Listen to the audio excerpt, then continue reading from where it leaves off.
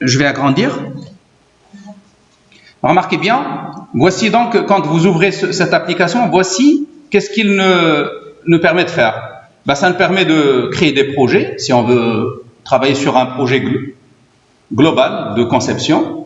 Sinon, si je veux travailler sur quelque chose d'isolé, juste un seul modèle, je vais créer un modèle. Moi, je vais choisir ce point-là. Et là, il y a plusieurs types de modèles. Tout à l'heure, je vous ai dit qu'il y a plusieurs types de modèles. Alors, moi, je vais choisir des modèles d'information.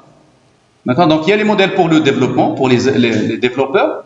Vous avez déjà fait l'UML, donc vous pouvez très bien faire de la conception ici, sur ça. Je vais choisir un modèle de données. Je lui donne un nom. Je l'appelle par exemple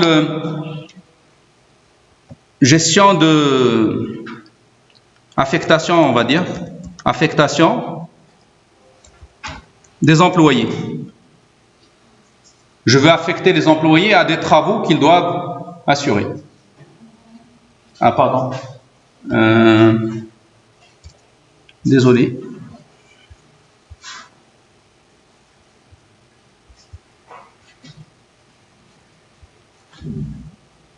Je vais annuler carrément. Je vais refaire. Donc, je vais lancer PowerAMC. Voici. Je vais même le lancer en tant qu'administrateur, parce qu'en réalité, il y a certaines tâches qu'on ne pourrait pas faire si on n'a pas le droit administrateur. Je parle ici de l'administrateur système, pas base de données. Donc, je vais le lancer en tant qu'administrateur. Donc, ça suppose une connexion, une session administrateur qu'il faut ouvrir sous Windows. Je le lance. Et je trouve donc cette boîte invite initiale qui vous invite à choisir qu'est-ce que vous voulez faire. Comme je vous ai dit, je peux créer un projet comme je peux créer juste un simple modèle. Je vais créer un modèle. Et il y a plusieurs types de modèles. Vous pouvez faire des modèles technologiques. Donc, ça parle architecture, diagramme réseau, diagramme de technologie, etc. Application, architecture d'application, diagramme de processus métier. Vous voyez, donc, ça doit vous dire quelque chose dans l'UML. Diagramme d'activité UML. Alors, si je prends information, diagramme modèle de données conceptuelles, et je dois trouver ici diagramme de classe. Ici, diagramme de classe UML. Vous pouvez faire un diagramme de flux de données. Juste les échanges de données. Un diagramme XML pour les semi-structurés. Les données semi-structurées. Un diagramme multidimensionnel pour les analyses. Ceux qui veulent faire de l'analytique. D'accord ? Donc vous voyez, il serait déjà intéressant de passer par ces outils parce que ça vous donne l'inventaire. Ça vous donne, rien qu'en regardant là, vous pouvez savoir qu'est-ce que je ne connais pas et est-ce que ça m'intéresse d'aller le connaître. Alors, je vais donc passer par le premier modèle de conception de données. Je lui donne un nom. Je vais dire affectation ou bien placement des employés.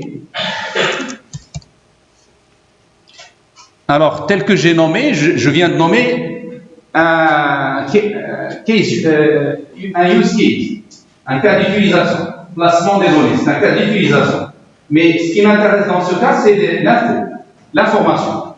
D'accord ? Donc, on va se poser quelques questions. Regardez. Déjà, c'est quoi un modèle ? C'est un papier blanc, le voici, plus des outils. Ils sont là. Regardez, des outils que le concepteur a besoin. Et c'est un diagramme, donc.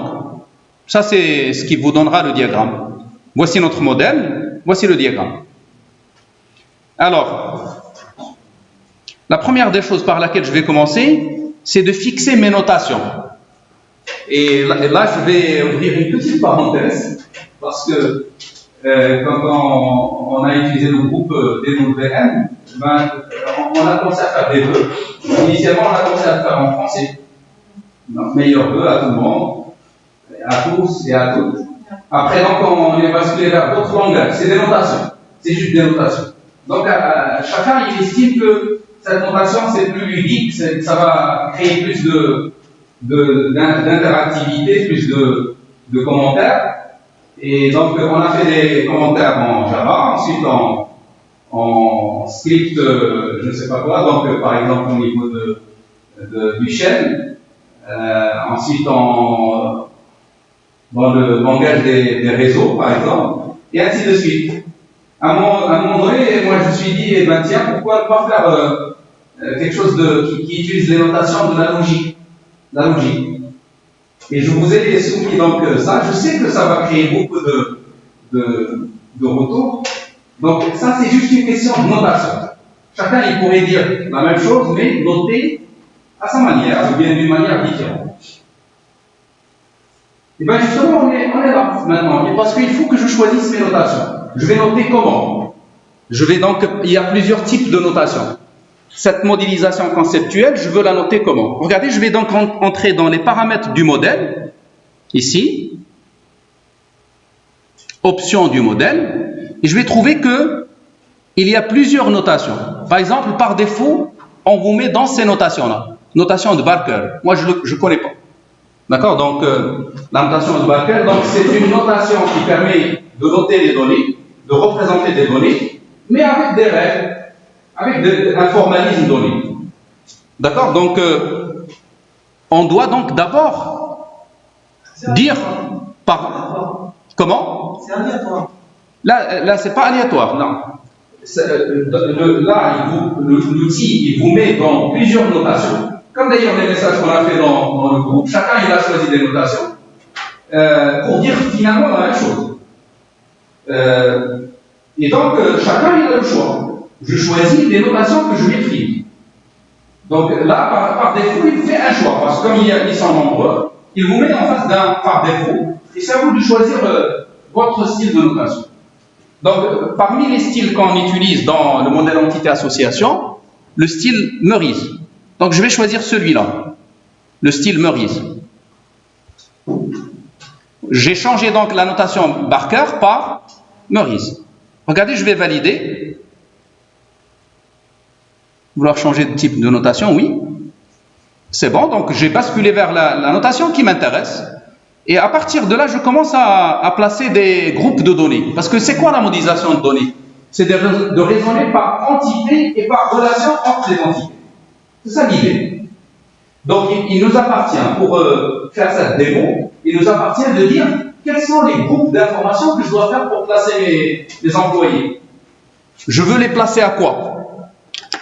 Je veux les placer à des projets. D'accord? Et un projet, c'est un ensemble de tâches.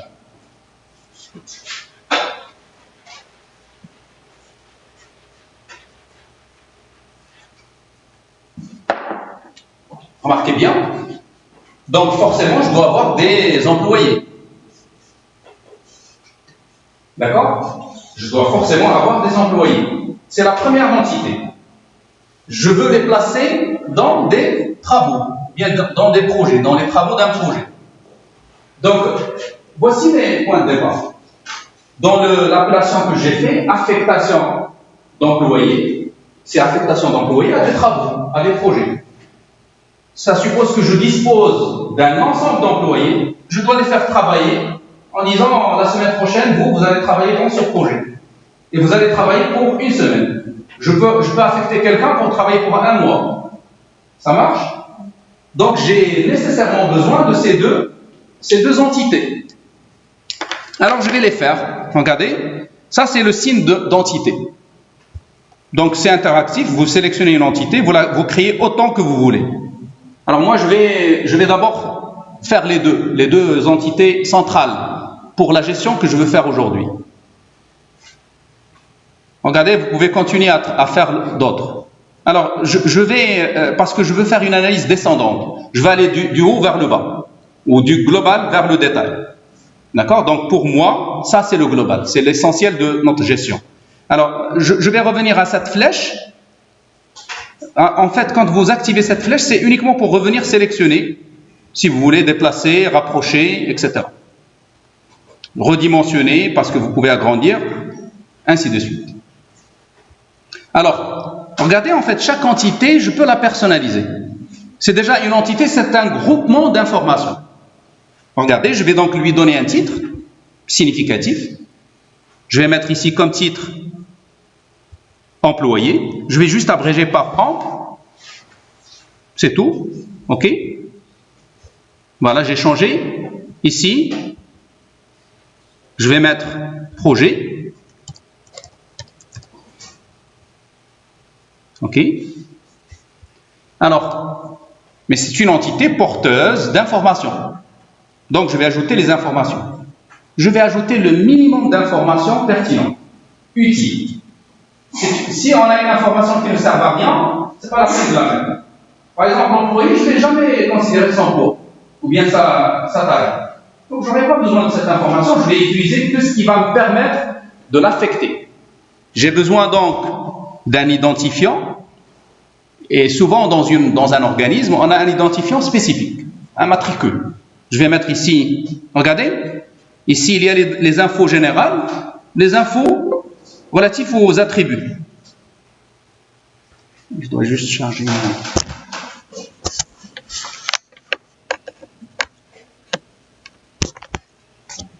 Alors, je vais aller donc vers les attributs et je vais mettre quelques attributs. Je vais mettre un minimum pour ne pas tarder. Je vais mettre le matricule.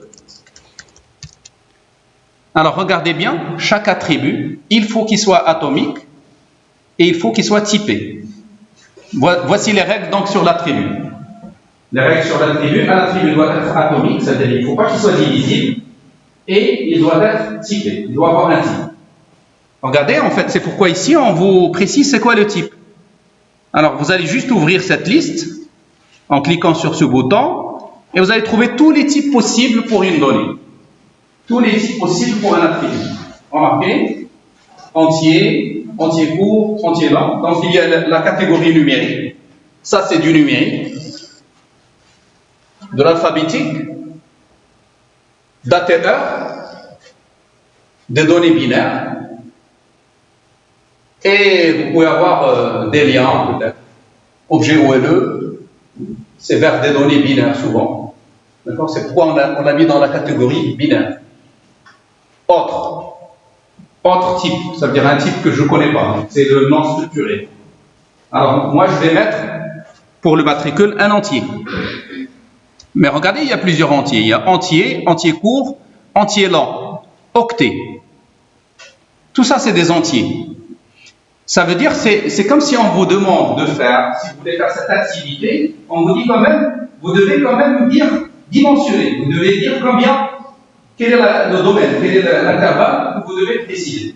C'est pourquoi on vous donne plusieurs. Je vais choisir ici, pour mes employés, si je suppose que c'est un entier court, je vais mettre entier court. En tout cas, sachez que si vous mettez octet, vous ne pouvez pas avoir plus que 256 employés différents. Donc, si dans notre entreprise on dépasse, ben, il faut passer au type suivant. C'est entier court. C'est les milliers. Donc, retenez bien. Octet, c'est les centaines. Quelques centaines, 2 seulement. Milliers. Alors, c'est des milliers aussi. Ici, je pense c'est 2 octets. Et là, c'est 4 octets. Donc, 4 octets, c'est 2 puissance 31. Comment? 2 puissance 31. C'est 30? C'est pas 32 000. Je pense, mais je ne le retiens pas. 2 puissance 31. Moi, je le retiens justement. Donc, il y a 2 puissance 15, c'est entier court. 2 puissance 31, c'est entier. 2 puissance 63, c'est entier long. 8 octets, 4 octets, 2 octets. Et puis pour le byte, 2 puissance 8 moins 1. Parce que le byte, c'est positif. C'est tout le temps positif. C'est un octet. Donc on raisonne déjà en termes de mémoire. Quoique un concepteur, normalement, il ne doit pas se soucier de ça. Donc le concepteur, il peut aller vers le type le plus grand et ce n'est pas son problème la mémoire.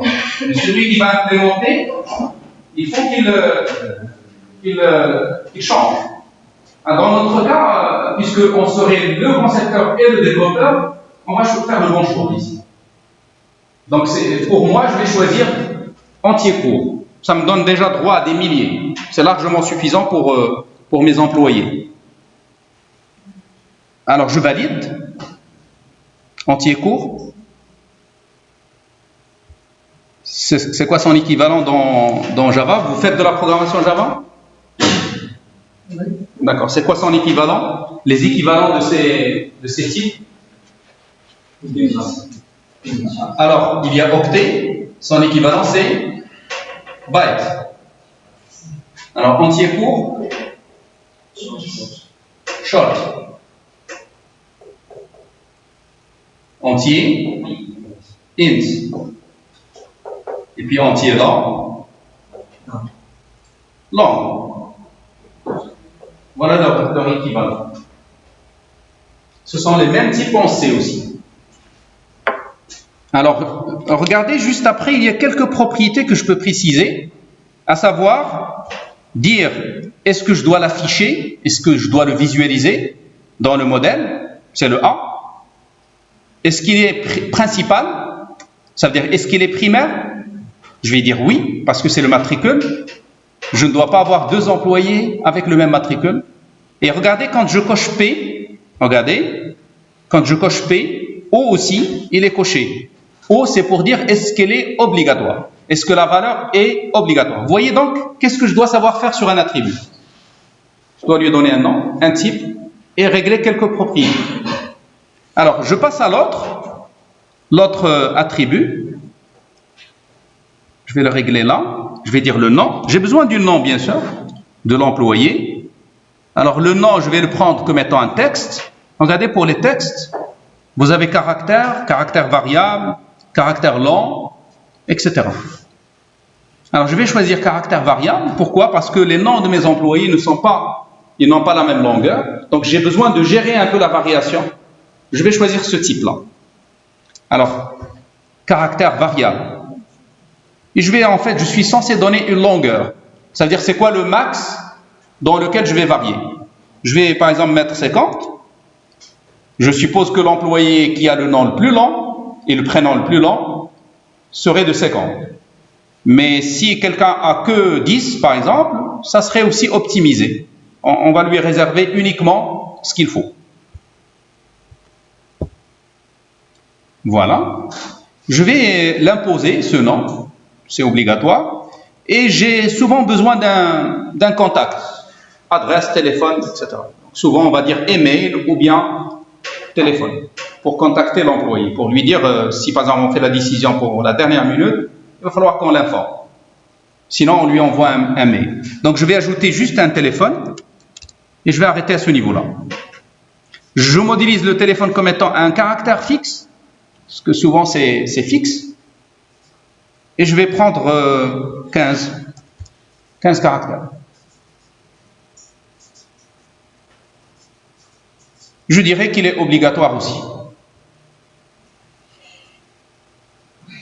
Alors, remarquez bien, si je valide à ce niveau-là, actuellement, je vois déjà les informations qui sont placées.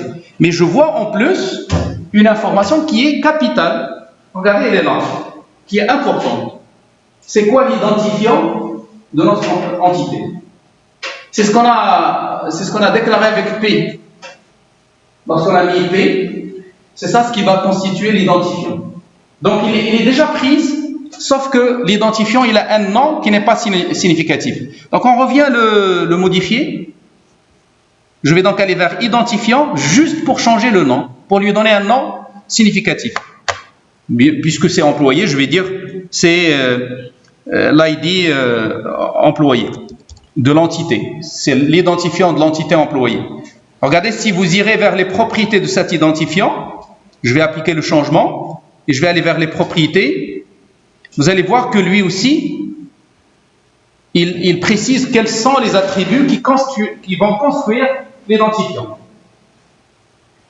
C'est ici dans notre cas le matricule. Ça on l'a décidé quand on a coché P pour matricule. Alors juste une petite parenthèse à ce niveau-là. sachez un peu les propriétés de ce que vous créez comme identifiant.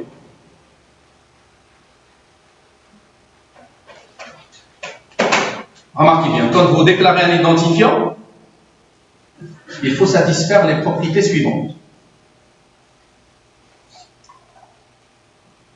L'unicité, il faut qu'il soit unique, donc pas de répétition pour ce champ. L'obligatoire, la valeur il est obligatoire. Minimal, il faut qu'il soit le nombre d'attributs le plus petit qui garantit l'unicité et la détermination. La détermination d'un être unique. Minimal, ça veut dire j'aurais dû choisir 2 colonnes pour identifier. Mais là, j'ai choisi qu'un seul, parce que avec un seul, c'est suffisant. C'est le matricule, il suffit. Mais si j'avais choisi le nom au lieu du matricule, il se peut que j'ai quelques employés qui ont le même nom. Donc, ce n'est pas suffisant. Il faut que j'ajoute quelque chose d'autre. J'ajouterai le prénom. Et si par malchance, dans mes employés, il y a 2 qui ont le même nom et le même prénom, le nom plus le prénom ne sont plus suffisants. Il faut que j'aille encore ajouter quelque chose. C'est pourquoi souvent on ajoute une donnée artificielle pour sortir de ce problème. Comme ça, on satisfait le fait minimal, groupe minimal d'attributs. Et puis une dernière, il faut qu'il soit stable. La stabilité. Voici ce que vous devez vérifier sur votre identifiant. Qu'est-ce qu'on entend par la stabilité? Parce que le téléphone ici, j'ai choisi le téléphone, il est aussi unique. On l'a pris obligatoire, il est minimal, mais on ne le choisit pas, parce qu'il n'est pas stable. Chaque jour, éventuellement, un employé peut changer son numéro. Donc, on ne pourrait pas le prendre comme identifiant. Alors, passons maintenant là. Je vais valider ici. Regardez, maintenant, on a changé le nom de notre identifiant. Je vais faire la même chose pour le projet. Donc, je vais faire un peu plus vite maintenant. Je ne vais plus commenter. Je vais numéroter mes projets. Un numéro de projet. Je le choisis de type. On pourrait aussi avoir quelques centaines de projets. Donc, on pourrait mettre octet si vous voulez. Je le valide et je le déclare comme primaire. Je prendrai le titre du projet ou le nom du projet. Je vais dire titre. Par contre, pour le titre, il faut que ça soit de type texte de longueur variable. Je vais prendre la taille la plus grande.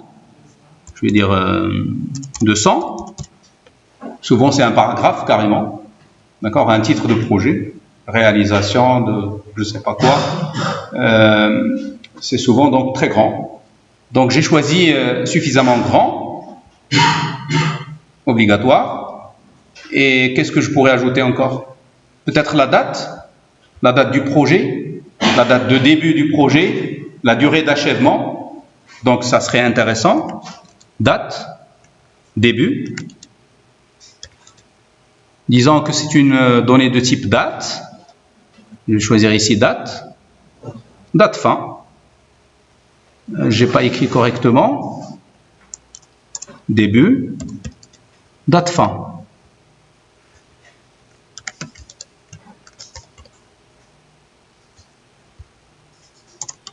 Il faut qu'il soit de type date aussi.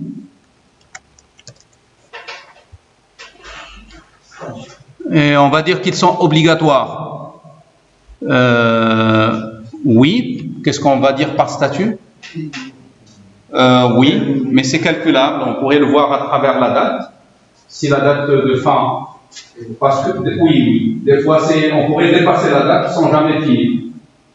Donc on pourrait l'ajouter. Oui, pourquoi pas. Donc on va mettre le statut ou bien état du projet. Statut.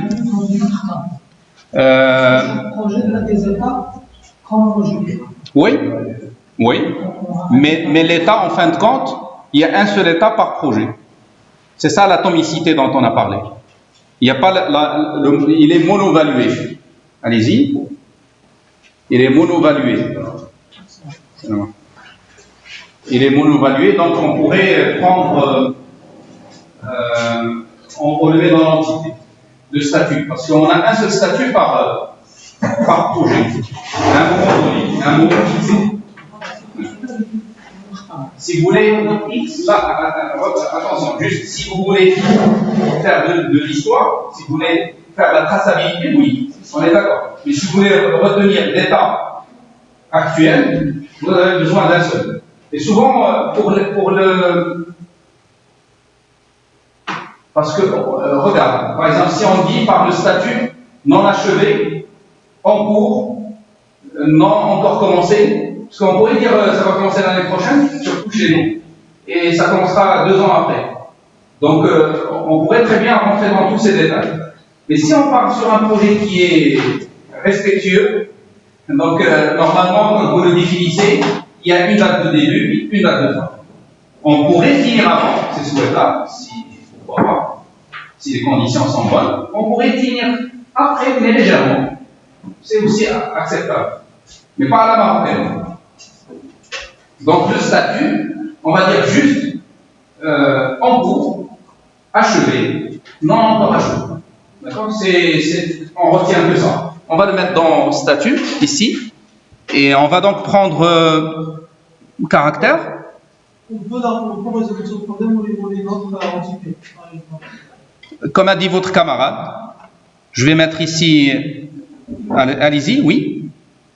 Une autre entité qui contient l'histoire, la trace. Oui. Est-ce que par exemple tu peux basculer d'un état achevé à un état non achevé? S'il y a une extension, par exemple, au premier, la première étape, on a prévu de réaliser juste cette tâche. Par la suite. Non, ça veut dire on rentre dans le détail du projet. Là, il faut définir le projet d'abord, ce qui est stable dans le projet, il faut définir ses étapes. On pourrait donc définir une autre entité étape. Et dans l'étape, on pourrait donc dire tout ça. On pourrait ajouter des étapes qu'on va qualifier d'extension, des étapes principales qu'il faut faire nécessairement, secondaires qu'on pourrait ne pas faire, optionnelles, etc. En tout cas, moi je ne veux pas rentrer dans ces détails. Parce qu'on ne va pas le faire pour modéliser un projet réellement, donc, mais on s'intéresse uniquement à l'information sur le projet. L'information minimale sur le projet. Alors, je vais valider donc à ce niveau-là. Je dirais que le statut, il n'est pas obligatoire. D'accord? Comme ça, on donne un exemple de données non obligatoires. Je vais tout de suite aller vers l'identifiant pour le changer en mettant l'ID projet. Et je vais valider le tout. Voilà, donc j'ai eu mon entité. Alors, mais c'est pas fini. Alors, pour affecter un employé, là on va rentrer dans l'affectation. Pour affecter un employé, qu'est-ce qui est déterminant pour le faire? Qu'est-ce que je dois savoir pour affecter un employé à un projet? Je dois exiger une compétence. D'accord? Un projet, il exige, on va dire, une spécialité.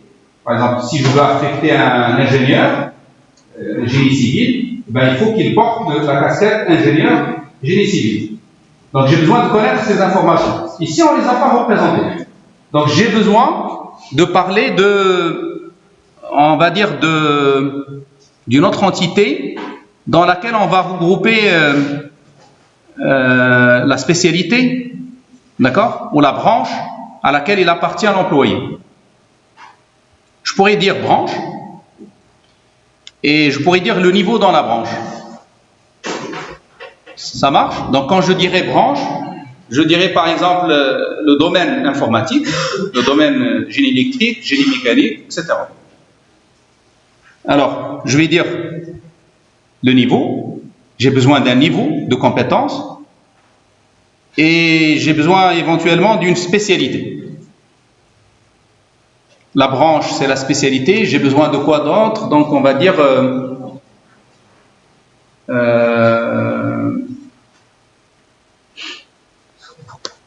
d'une qualification dans dans la branche, ou bien d'un grade dans la branche, parce que je veux quand même dissocier entre le technicien, entre l'ouvrier, ou le technicien ouvrier, le technicien supérieur, l'ingénieur, l'expert, on va dire le type, ou plutôt le grade.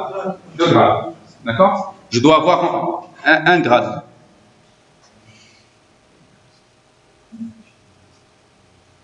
Donc, je veux donc distinguer entre ces trois notions. Regardez, je vais les noter. Je vais leur donner des titres, comme ça on pourrait raisonner un petit peu. Je vais dire ici la branche.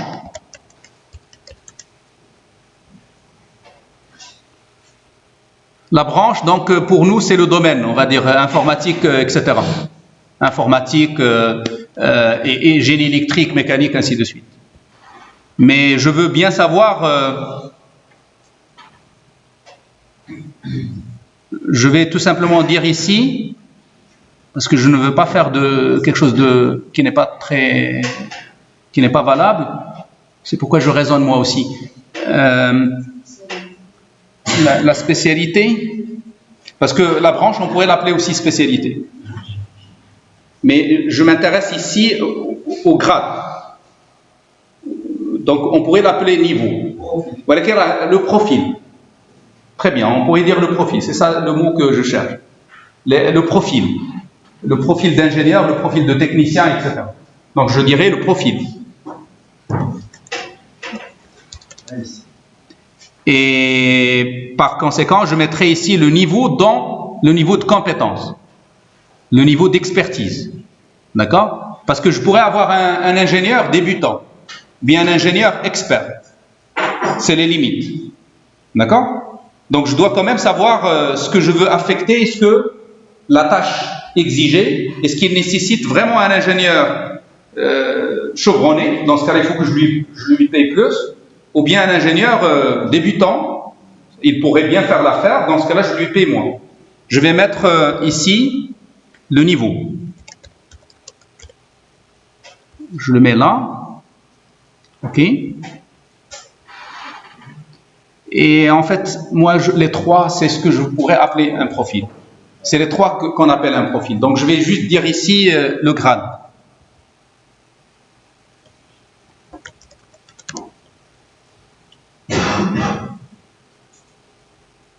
Ou la fonction. La fonction dans la branche. D'accord? Peut-être ça serait plus intéressant. La fonction. Fonction ingénieur, fonction technicien, etc. Alors, les trois maintenant, ces trois-là, constituent ce qu'on pourrait appeler un profil. C'est-à-dire, lorsque je vous dis c'est quoi votre profil, je vous ai posé trois questions. C'est quoi votre spécialité, votre domaine de spécialité? Je vais dire, on relève de l'informatique. Mais c'est quoi votre fonction dans ce domaine? Je vais dire, je suis ingénieur, je suis prof, je suis technicien. Et puis, c'est quoi votre niveau dans ce métier? Je viens juste de commencer. C'est un peu d'expérience en quelque sorte. J'ai une année d'expérience, j'ai 20 ans d'expérience, c'est pas la même chose. D'accord? Donc, c'est le niveau dans la fonction et dans la branche. Alors, ces trois-là constituent ce qu'on pourrait appeler le profil de l'employé. Alors, donc, si je veux connecter, si je veux lier, je dois donc disposer d'une fonction. D'accord? Je dois commencer par lier la fonction à l'employé, ensuite la fonction à la branche. Regardez, je vais donc faire des liens. Regardez, parce que à chaque fois que vous avez des entités, vous vous dites, est-ce qu'il y a des relations entre ces entités? Donc, moi je vais raisonner, je suis en train de raisonner comme ça. C'est ça ce que fait l'analyste. Il raisonne, il se conforte avec la réalité, il valide, il passe. Je suppose disposer d'une relation entre ces deux entités. Ensuite, une autre entre ces deux entités. Je vais écarter un petit peu.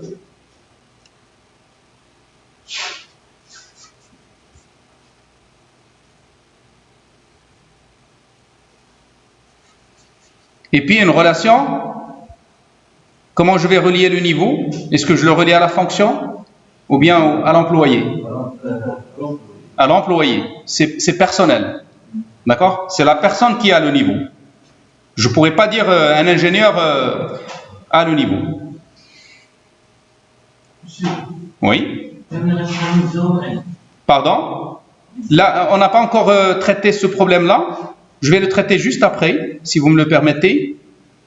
Parce que par défaut, vous voyez, le logiciel, il vous met toujours dans une situation par défaut.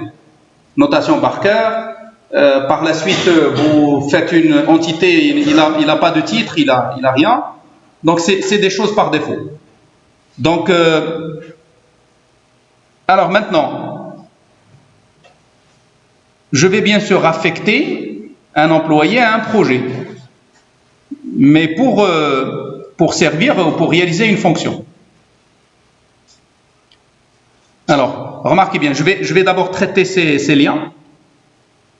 D'accord? Alors, par exemple, le lien qui existe entre employé et fonction. Comment doit-on le nommer? Un employé, il possède, ou bien il fait, il assure une fonction. Je vais dire assurer. Ou exerce. Exercer. D'accord? Alors, une fonction, il peut être exercée par plusieurs, mais un employé, il n'a qu'une seule fonction. Donc, je vais mettre ici un 1.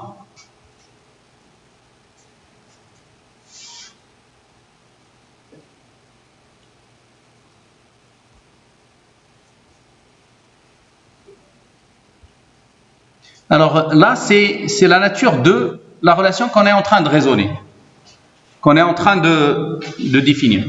Et à ce niveau-là, sachez bien qu'il y a 3 types de relations. Dans toutes les relations qui peuvent exister entre ensemble, il y a 3 types. Donc si vous avez un ensemble A et un ensemble B, vous pouvez avoir une relation 1 à plusieurs, une relation plusieurs à plusieurs,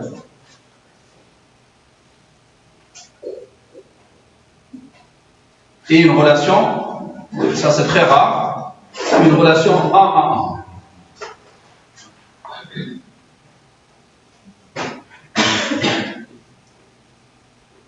1.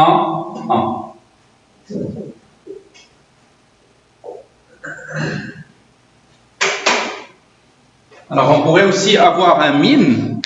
Le min, souvent, il n'est pas vraiment important, si ce n'est que pour dire est-ce que c'est obligatoire ou bien facultatif. Vous pouvez bien avoir 0 ou bien 1. C'est indifférent pour nous. Donc en fin de compte, 0, 1, ou bien 0, ou bien plutôt 1, 1. L'essentiel, c'est le max, c'est le 1. La même chose ici. 0, 1, ou bien 1, 1. Ici, quand vous dites étoile, ça peut être 0 étoile, ou bien 1 étoile. La même chose ici. 0 étoile, ou bien 1 étoile. 0 étoile, ou bien 1 étoile. Alors, étoile, dans cet outil-là, on le note par n. N, ça veut dire plusieurs. Comme étoile d'ailleurs, ça veut dire plusieurs. Donc, c'est la relation one-to-one, one-to-many, many-to-many. C'est les 3 types de relations qu'on pourrait trouver dans ce genre de couplage entre les données. Ici, on est en train de dire que la relation entre employé et fonction est une relation 1 à plusieurs. Alors maintenant, entre une fonction et une branche, chaque fonction, il appartient à une seule branche, à un seul domaine. Donc, je vais dire ici 1. OK? Mais par contre, une branche, c'est un ensemble de fonctions. Alors, maintenant, le niveau. Chaque employé, il doit avoir un niveau. Et un seul. Bien sûr, le niveau, il change dans le temps. Mais, au moment fixé, on a un seul niveau. À un moment donné, on a un seul niveau. Par contre, un niveau, quand je dis expert, on pourrait trouver plusieurs employés experts. Alors, je vais nommer les associations encore. Par exemple, ici, je vais dire un employé avoir, a, possède. D'accord? On va dire avoir. Il a une compétence ou un niveau. Alors, une fonction avec la branche. C'est quoi le lien? Il suffit juste de trouver une phrase entre les deux. Une fonction, branche. Ou bien une branche, fonction.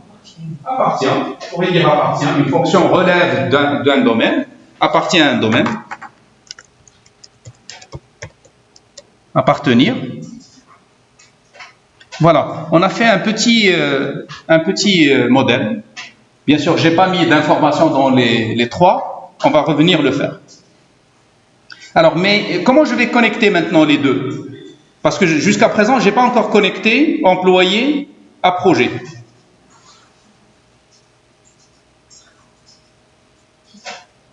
Si je veux affecter, j'affecte quoi à quoi? Alors, revenons à la définition du projet. Le projet, quand on le définit, on a besoin de dire qu'il a besoin d'un certain nombre de profils, d'un certain nombre de fonctions. Donc, je dois normalement connecter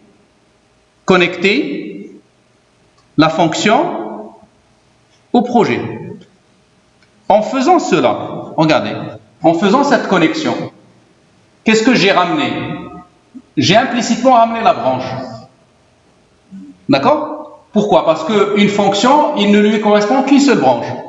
Donc, en faisant participer une fonction, j'ai participé la branche. J'ai fait participer la branche. Ça marche? Est-ce que vous avez compris cette... Pour ceux qui n'ont pas compris, il faut qu'ils me le confirment ou bien qu'ils me posent une question. Remarquez bien. Parce que, en réalité, un projet, il a besoin d'un travail dans une branche donnée. Donc, je ne dois pas faire participer la branche directement au projet. Je fais participer uniquement la fonction du fait que la fonction, il implique. Chaque fois que vous voyez un A, dites-vous, implique. Une fonction implique une seule branche. Est-ce qu'une fonction implique une personne? Non. Regardez là, il n'y a pas d'implication. Donc, je n'ai pas encore fait participer les personnes. Alors, mais est-ce que c'est suffisant de dire j'ai besoin d'un ingénieur informaticien? C'est pas suffisant, je dois dire j'ai besoin d'un ingénieur informaticien qui a le niveau expert, qui a le niveau débutant, qui a le niveau moyen. Donc il faut en plus que je fasse participer le niveau dans cette association. Donc la bonne phrase, c'est de dire un projet a besoin d'un ingénieur informaticien expert. D'accord? Donc je vais faire participer ce lien, cette association, cette entité dans cette association. Remarquez, je vais faire un peu de... Je vais déplacer juste cette branche ici. Et comme ça, on pourrait donc voir un peu plus clair. Je vais faire monter ça un petit peu.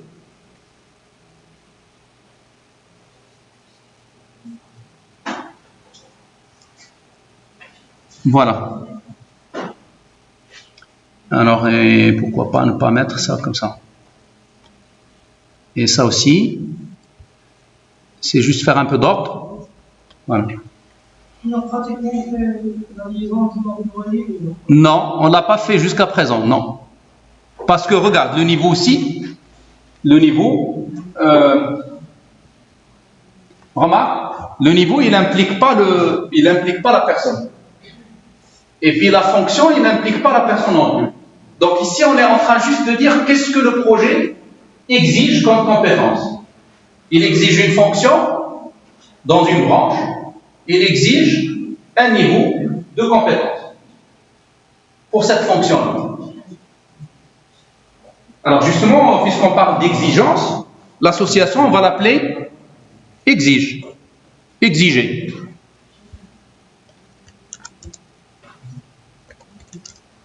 Je vais valider.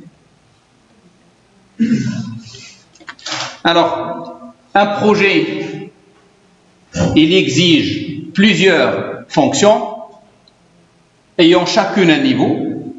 Donc il exige plusieurs niveaux. Une fonction est exigée plusieurs fois par plusieurs projets à des niveaux différents. Un niveau est exigé plusieurs fois. Un niveau pour une fonction donnée est exigé, ou il peut être exigé plusieurs fois. Donc ici, on ne va pas changer ces cardinalités.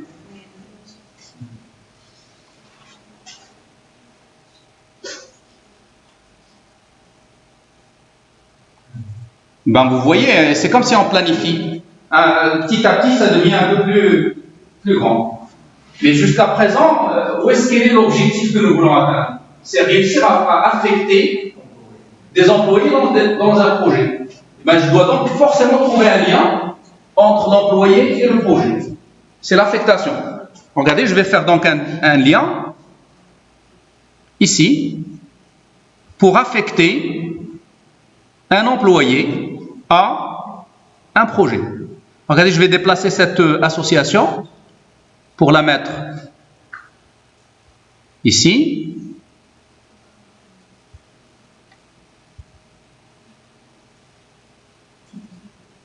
Voilà.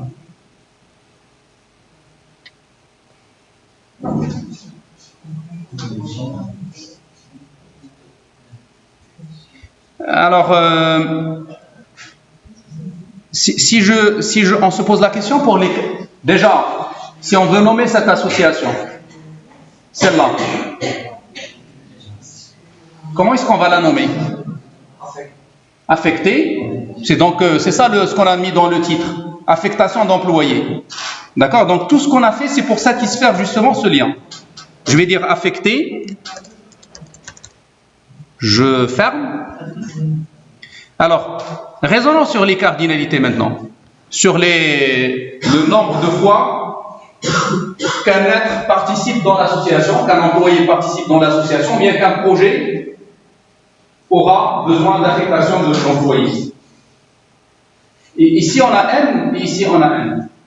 Est-ce que c'est correct? Est-ce qu'un employé peut être affecté plusieurs fois? Oui, à plusieurs projets. Et bien naturellement, un projet, c'est pour affecter plusieurs employés. Donc là, on le laisse. Mais attention, à quel niveau on a dit pour faire quelle tâche? Pour faire quelle tâche? Alors remarquez bien, en affectant l'employé, on a affecté sa fonction. D'accord? Parce qu'un employé, il implique une fonction. On a aussi affecté son niveau. D'accord? Et donc c'est suffisant. Alors puisqu'on a affecté sa fonction, et bien par transitivité, on a affecté sa branche. Donc on a tout sur l'affectation. On a affecté une personne qui possède un niveau, qui possède une fonction, donc qui appartient à une branche. Voilà, donc il s'est bouclé comme ça. Voilà, ça c'est un modèle qui est bien fait. D'accord? Il permet de faire des affectations de personnes employées dans des projets. Alors il me reste qu'à mettre ici quelques données, là, et comme ça on dira que notre modèle est bien fini. Je vais mettre donc pour la fonction un ID de fonction ou bien un code fonction. Code fonction. Je vais le définir comme étant... On pourrait prendre des entiers, comme ça on est plus simple. On pourrait même mettre octet, parce qu'on pourrait avoir juste une centaine ou bien plusieurs dizaines. Je vais le déclarer comme étant primaire. Et puis je vais mettre le nom de la fonction. Le nom de la fonction, je vais le prendre comme un char variable, caractère variable, longueur. Les fonctions, donc, ça peut être un peu long aussi, d'accord? Ingénieur en électromécanique, je ne sais pas quoi, donc ça peut être long. Donc je vais mettre ici 100. Qu'est-ce que je pourrais ajouter encore? C'est tout, donc on se contente uniquement de ça. Je vais valider. Alors juste, il va falloir que je change l'identifiant, le nom de l'identifiant. Je vais mettre ici ID fonction. Voilà. Et puis la même chose pour la branche. La branche, donc je vais mettre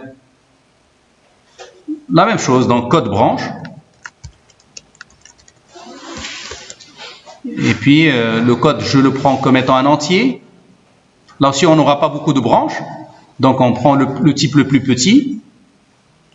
Je le prends comme primaire. Et je vais mettre le nom de la branche.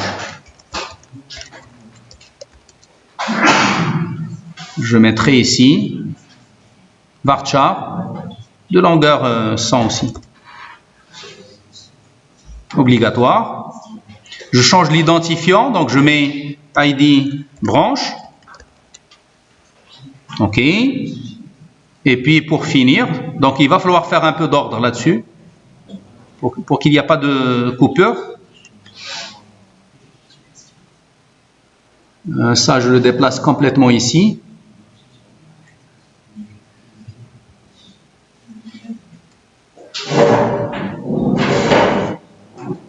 Ceci à ce niveau-là.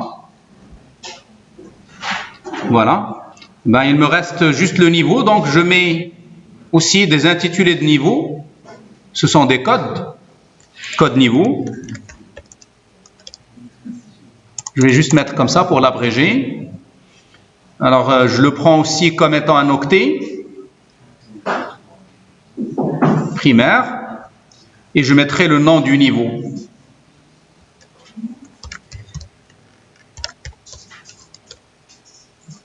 Le nom ou l'intitulé. On pourrait donc appeler intitulé, libellé, etc. Pour ne pas dire nom. Comment? Le type, c'est un texte. Juste un texte. Donc, on va mettre varchar de longueur. Le niveau, donc, on va trouver débutant, expert, confirmé, ainsi de suite. Donc, je mettrai peut-être une vingtaine de caractères. Alors, l'identifiant, ID niveau. Et voilà. Alors, mais quand même, il y a une question qui reste un peu suspendue, à laquelle on n'a pas encore répondu. Je vais réduire un petit peu le zoom. Je vais déplacer le tout pour le mettre à ce niveau-là.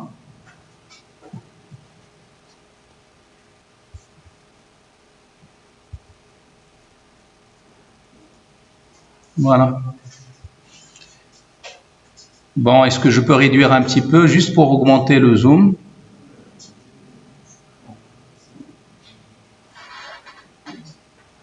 Je pense que...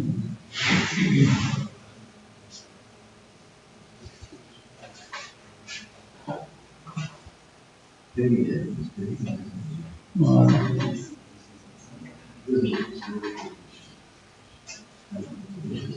Je vais déplacer ça aussi. Voilà. Je veux donc juste avoir quelque chose de régulier.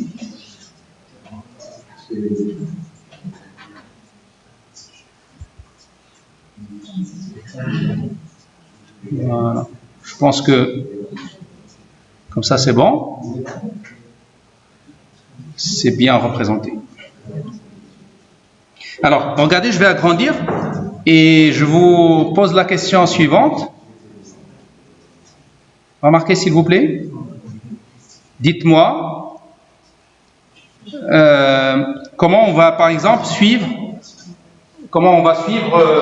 les affectations des employés dans le temps. Vous voyez, en fait, pour le projet, on a bien dit qu'il est borné dans le temps. Il y a une date début, une date fin. À quel niveau on a affecté quelqu'un pour une durée bien donnée? Parce qu'il est important de dire, je vais affecter un ingénieur pour 1 mois. Il faut que ça soit à l'intérieur de l'intervalle du projet. Ça marche? Il ne faut pas que je réaffecte la même personne à plusieurs projets dans la même période. Donc en affectant, je dois fixer le temps. C'est important. Ça marche? Où est-ce que je dois le mettre alors? Cette information sur la durée de l'affectation. Si je veux répondre à la question, quand est-ce que j'ai affecté X au projet B? Où est-ce que je dois le mettre? Dans l'affectation. C'est clair? Je dois le mettre dans l'affectation. c'est pas une caractéristique propre de l'employé, c'est pas une caractéristique propre du projet. Donc je dois le mettre à l'intersection, c'est ici. Il faut alors que je le mets. Regardez, une affectation, c'est comme une entité, il peut avoir des attributs. Je vais donc mettre quelques attributs là. Alors, je mettrai date affectation. Quand est-ce que j'ai affecté? Il faut que ça soit de type date. Et je vais dire aussi date fin d'affectation.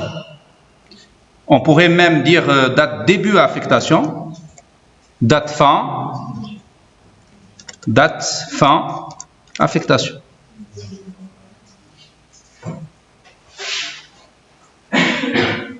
On pourrait l'exprimer en jours si on veut. On pourrait dire la durée.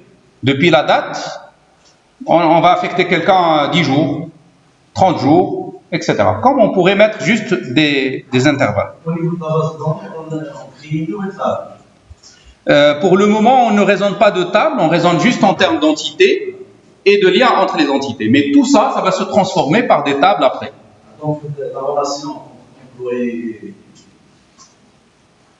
et projet, ça va être rival dans la base de données. La relation entre, oui, toutes les relations de type plusieurs à plusieurs, ils vont se transformer en des tables.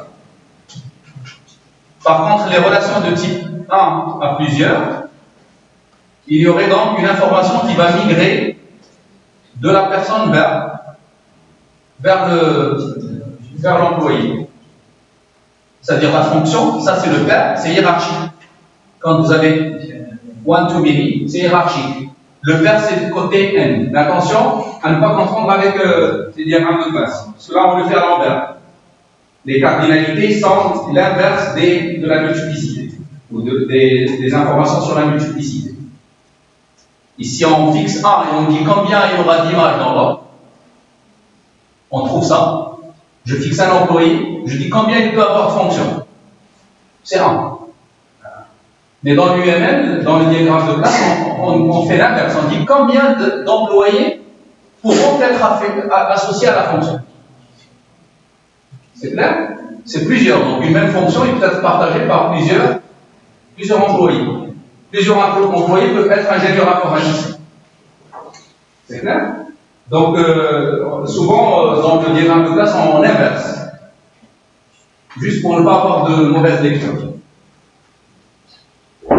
Alors, les associations qui peuvent porter des données, comme ici, pour affectation, ils doivent être plusieurs à plusieurs. Regardez, on ne pourrait jamais permettre une association, on ne doit jamais mettre des attributs dans une association de type hiérarchie. Ça serait une mauvaise modélisation. Que quelqu'un mette un attribut ici, là. Si on a un attribut là, normalement, où est-ce qu'il faut le faire? Qui est à cheval entre employé et fonction.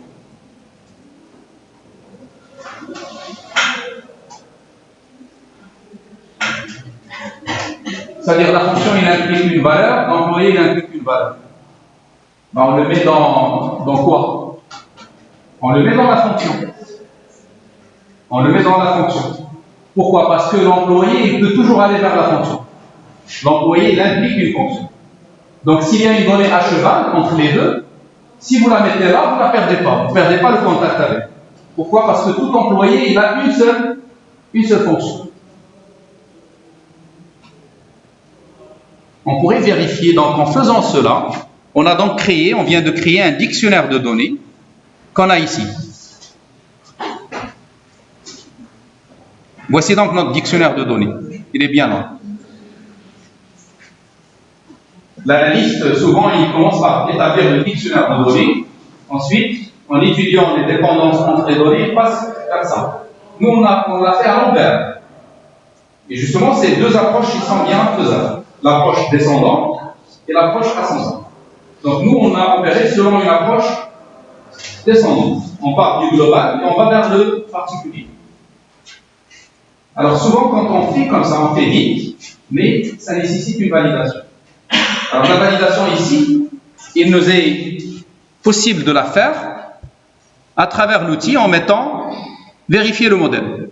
Regardez, ça vérifie donc la normalité du modèle. Est-ce que le modèle est normalisé ou pas?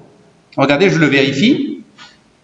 Alors si jamais il trouve qu'il y a quelque chose qui ne va pas, en termes de règles de normalité, il va nous signaler des erreurs. Donc comme ici il n'a rien signalé, ça veut dire ça marche. Alors peut-être il faut simuler une petite erreur. Donc si par exemple vous prenez ici, vous supprimez l'identifiant, vous n'indiquez pas d'identifiant. Regardez, je vais le supprimer.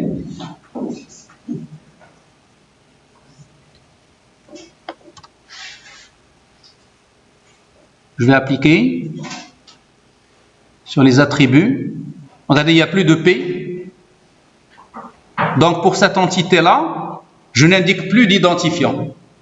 Alors, je reviens à revérifier en exécutant. Et bien quand même, il me signale une erreur d'entité.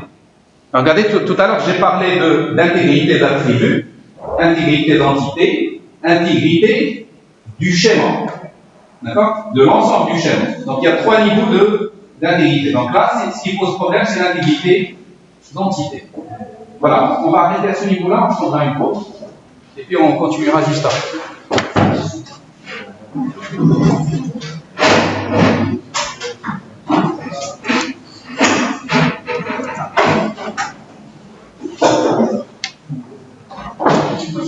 Parce que ce que je veux vous mettre à travers cette démonstration, ce que je veux vous faire passer, c'est le cycle.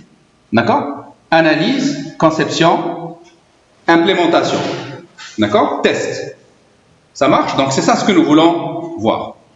Donc voilà, on a fait à travers un petit cas, c'est le cas de l'affectation à des projets, on a fait un schéma. C'est celui-là. Je veux maintenant, si je reviens à ce cycle,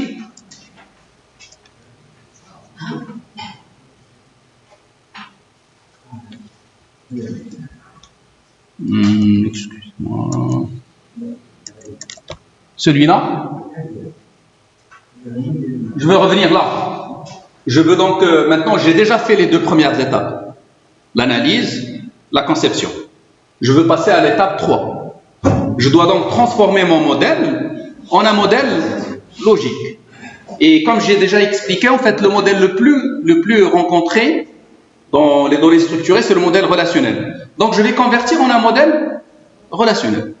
Regardez avec cet outil avec lequel on a travaillé, la conversion, il est juste l'affaire d'un clic de souris. Regardez, je vais demander à l'outil de faire la conversion. Je pourrais par exemple aller vers outils et demander de générer un modèle. Je vais directement générer un modèle physique. Pourquoi? Parce que je veux donc déjà avoir le script qui me permet d'implémenter. D'accord? Regardez, je vais le faire. Alors, la première des choses, pour faire de l'implémentation, la première des choses à fixer, c'est le système. Pour quel système voulez-vous le faire? Donc, c'est déjà le choix de l'outil, le choix du logiciel. Regardez, d'ailleurs, c'est ce que l'outil me demande de faire. Il me demande de choisir mon système. Alors, moi, je vais développer pour Oracle, par exemple. Donc, c'est juste un choix. Je vais le choisir. Oracle, donc je choisis le 11G, par exemple. C'est la dernière version. Et je vais donner un nom à mon schéma. Je vais dire ici modèle logique ou bien relationnel. Je vais juste ajouter la mention relationnelle. Je valide. Regardez le système. D'accord. J'ai simulé une erreur que je n'ai pas corrigée. D'accord, pour l'identifiant. Donc là, parce qu'en faisant ça, il régénère, il revalide encore le modèle. Donc je vais annuler. Je vais supprimer ce modèle. Je veux le fermer, mais je ne vais pas l'enregistrer. Voulez-vous enregistrer? Je vais dire non. Et je vais corriger d'abord parce que j'ai retiré l'identifiant pour cette entité. Je vais le rajouter. Regardez, pour le rajouter cette fois-ci, je suis censé passer par ce passage. Parce que par défaut, lui, il me propose un identifiant. C'est celui que je coche par P. Alors, mais je veux le faire maintenant différemment, en passant vers les propriétés de l'identifiant. Vous voyez, je vais donc lui donner un nom. Je vais dire identifiant employé. Je l'applique. Ensuite, je rentre dans ses propriétés pour dire qu'est-ce qui va prendre, qu'est-ce qui va constituer l'identifiant. Sur quel champ, sur quel attribut je vais construire mon identifiant. Regardez là, il suffit juste que je clique sur ce plus et je vais trouver les différents champs de mon entité. Je vais cocher le matricule et là, on explique la notion de minimal. Parce que je peux cocher le tout. Mais là, c'est pas minimal. J'ai rajouté quelque chose inutilement. Alors, il faut donc choisir le minimum, le groupe minimal qui garantit l'identification. C'est seulement le matricule. Je le valide. Et je valide par OK, ensuite par OK. Voilà, je viens d'ajouter l'identifiant à mon entité. Alors, je vois qu'il n'a pas coché. Si. Est-ce qu'il a coché le matricule? Non, il ne l'a pas coché en tant que primaire, donc je le fais. OK. Ah, là, il a fait 2 identifiants. Donc, parce que si vous faites par la manière que je viens de faire, ça ne coche pas le P. Donc, je vais rentrer ici, je vais supprimer le premier et je vais donc juste renommer le deuxième. En d'autres termes, j'aurais dû passer par la démarche initiale parce que j'ai oublié de cocher ce P. Je vais mettre OK. Dans tous les cas, il me faut un seul et je dois voir PI principal ou primaire qui doit s'ajouter en face du champ. Alors maintenant, si je régénère mon modèle, je vais donc régénérer le modèle physique pour le système Oracle. Et ce modèle-là, je lui donne comme nom, je vais juste ajouter relationnel. Je lance. Ben, regardez que cette fois-ci, il n'y a pas de message d'erreur ou d'avertissement. Ça veut dire que ça se compile bien, ça se vérifie bien. Et voilà, donc, j'obtiens mon modèle.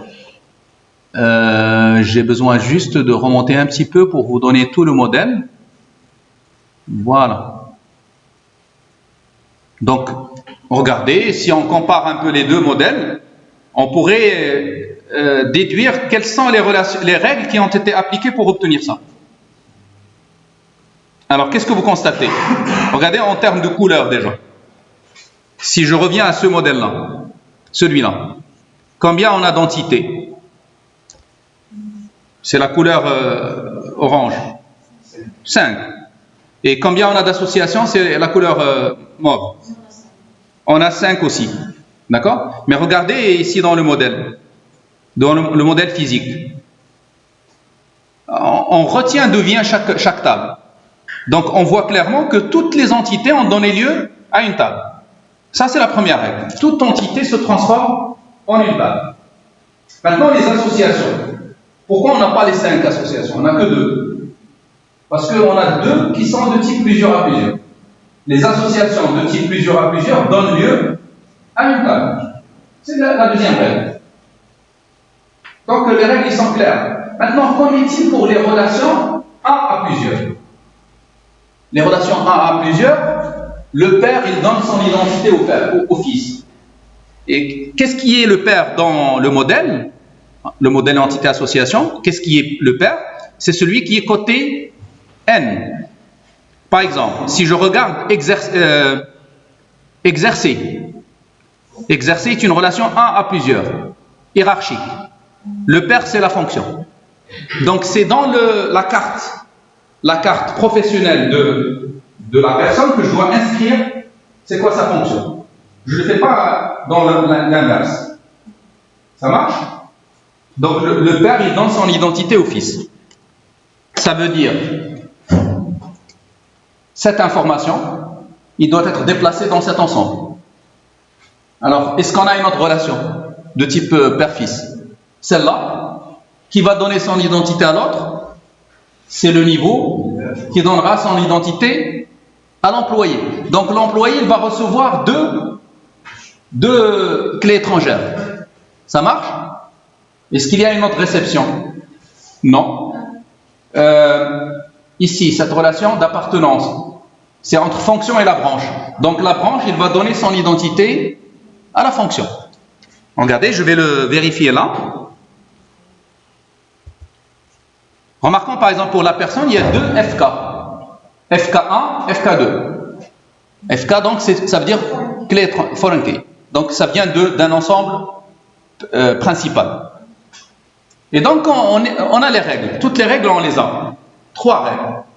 Une entité donnée à une table, une association plusieurs à plusieurs se transforme en une table, une association hiérarchique. Le père donne son identité au fils.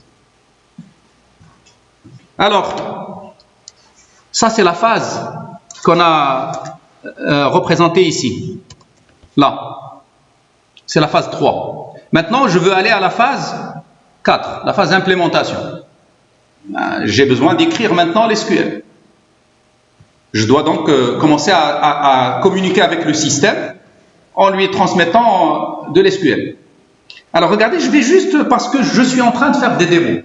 Donc je ne suppose pas que tout le monde sache ça, ou bien qu'il le maîtrise, ou bien qu'il le fait parfaitement. Mais je vous donne une vue. Ça marche? Et par la suite, on reviendrait donc dans le détail sur ça. Alors, voilà ce que je vais faire. Remarquez, je vais passer donc, utiliser ce qu'on a déjà dit tout à l'heure, que le DBA, il faut qu'il dispose d'une console d'administration, une console avec laquelle il va communiquer avec le système. Alors, je vais juste communiquer en mode texte avec le système. Regardez, je vais mettre CMD. CMD, c'est pour lancer l'invite de commande. Voici le résultat. J'obtiens donc cette console. D'accord? C'est la console à travers laquelle je peux soumettre des ordres au système. C'est Windows, au système Windows. Alors, je vais me mettre en face d'un dossier de travail. Je vais créer donc un dossier de travail. Je l'appelle affectation employé, l'affectation d'employé. Je crée donc un dossier là où je vais mettre tous mes scripts. Je rentre dedans. Je suis maintenant à l'intérieur de mon dossier de travail. Et maintenant, je veux lancer ma console qui va me permettre de communiquer avec le système. Alors, cette console, donc, ça s'appelle SQL+. Alors, je lance SQL+. Alors, regardez, la première des choses, donc, je suis déjà en train de communiquer avec Oracle. Il me dit qu'il faut s'identifier. Donc, vous voyez que c'est un système qui oblige un compte, qui oblige une identification. Alors, je veux donc me positionner en tant que DBA, en tant qu'administrateur. Je vais donc lui dire, je suis l'administrateur, système, ou 6. Il y a plusieurs comptes, donc ça, on va le voir par la suite. 6. Et je vais donc lui dire, as 6 DBA. Je veux me connecter en tant qu'administrateur système. C'est ça ce que veut dire ça. Donc je donne mon nom et je donne mon profil. Tout à l'heure on a parlé de profil. Je suis donc un administrateur DBA. Un administrateur système, je veux dire. Je lance, il me dit maintenant c'est quoi votre mot de passe. Alors j'ai mis Oracle 19. Ici le mot de passe il n'est pas montré. Et je vais donc me connecter. Alors, si j'avais donné un mauvais mot de passe, donc il va pas passer. Donc déjà ici, regardez l'invite, il a changé. Tout à l'heure on avait C supérieur, etc. On était en train de parler avec Windows. Maintenant on est en train de parler avec Oracle. Et vous voyez bien qu'il ne parle que le langage SQL. Donc j'ai besoin de lui communiquer de l'SQL. Alors, au lieu d'envoyer action par action à mon système, je vais choisir de lui envoyer un lot d'actions. D'accord? Donc, vous pouvez très bien, c'est un peu comme si j'ai un esclave devant moi, et je veux lui faire des ordres. À chaque fois, je lui soumets un ordre. J'attends qu'il le fasse, ensuite je lui soumets l'autre ordre. Mais on pourrait donc, au lieu de faire comme ça, on pourrait donc définir tous les ordres, par exemple la journée, et voilà, vous lui dire, tiens, vous faites tout ça. C'est donc ce qu'on pourrait appeler un lot ou bien un travail en batch, un batch. Regardez, c'est ce que je vais faire. Et pour donc écrire mes actions, j'ai besoin d'un éditeur. Un éditeur dans lequel je vais écrire. Regardez, par exemple, je veux éditer. On va l'écrire comme ça, edit. Je vais dire premier batch. Je veux bien que quand on vous donne sa terminologie, donc juste pour donc s'y habituer.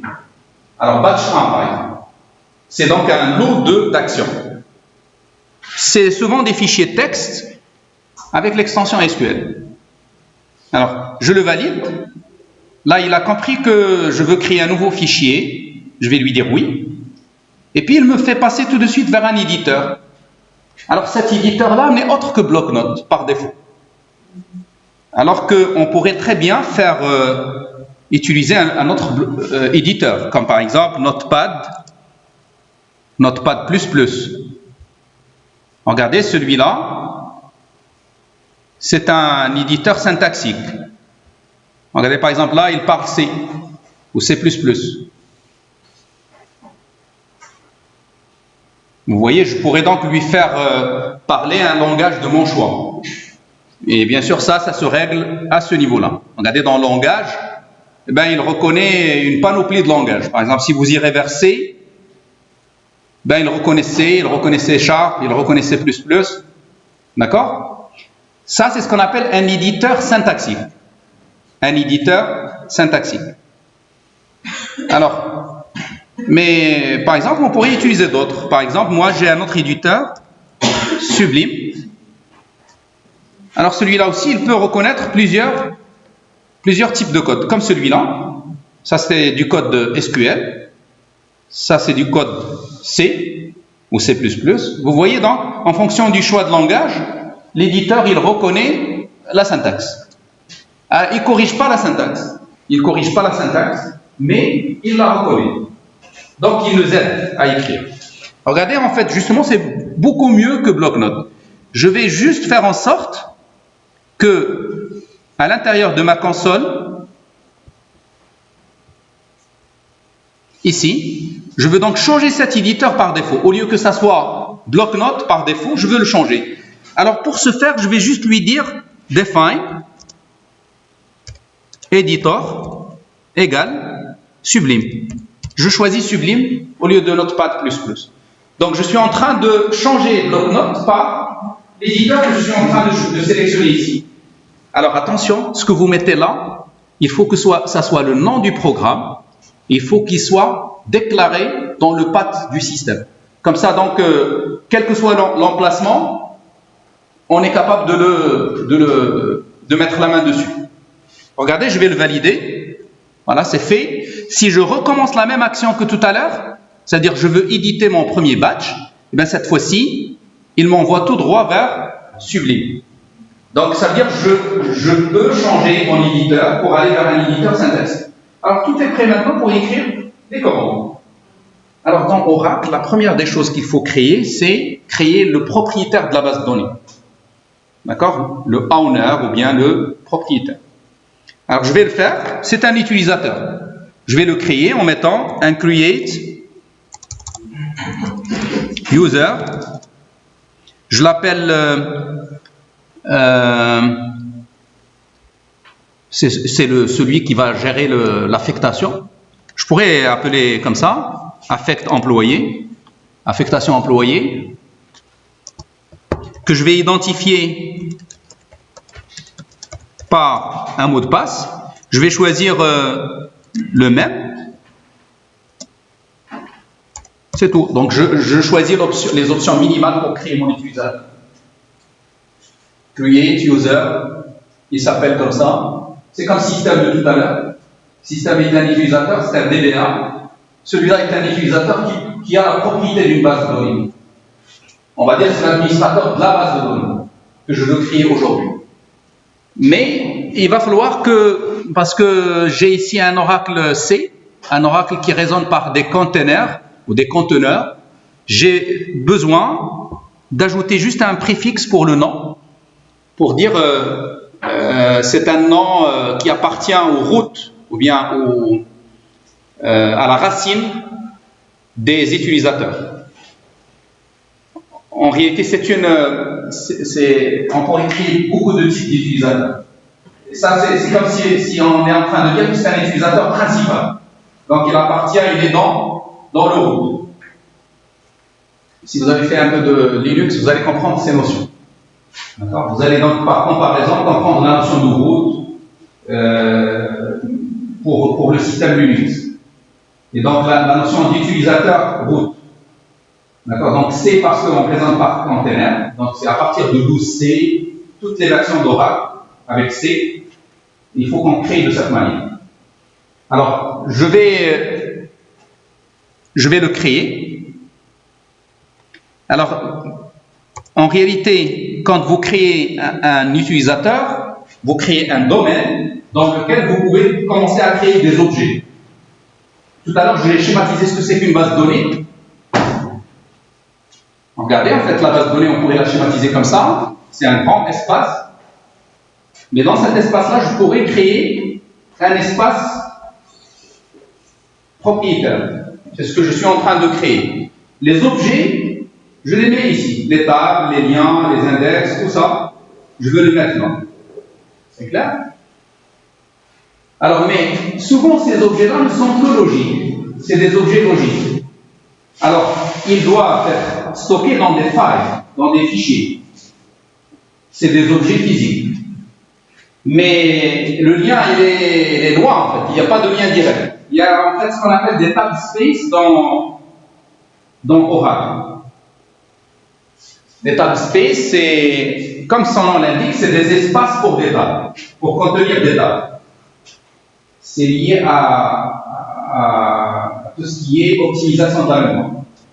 Pour allouer la mémoire de manière optimale, on a besoin de passer par des tab space. Donc, on ne vous donne pas le droit d'aller écrire la table directement dans un fichier. C'est pas possible. Il faut absolument passer par un tab space. Et c'est le tab space qui va être lié au fichier. C'est juste une histoire d'optimiser la mémoire. Donc, pour le moment, on ne va pas rentrer dans l'architecture, mais je veux bien que vous sachiez que la table n'est pas écrite directement dans le file. Il y a un passage obligé par la notion de tab space. Et parmi les tab space qu'on a, ils sont déjà créés à l'installation d'Oracle via ce qu'on appelle la tab space users. C'est la tab space qui est associée pour stocker les objets de schéma de l'ensemble des utilisateurs. Alors, chaque fois que vous créez un utilisateur, vous êtes censé dire quelle est la portion mémoire ou quel est le quota mémoire que vous allez donner à votre utilisateur dans ce tab space. Ça marche? Je vais vous donner une petite analogie. Par exemple, ici, imaginons on veut bâtir un immeuble.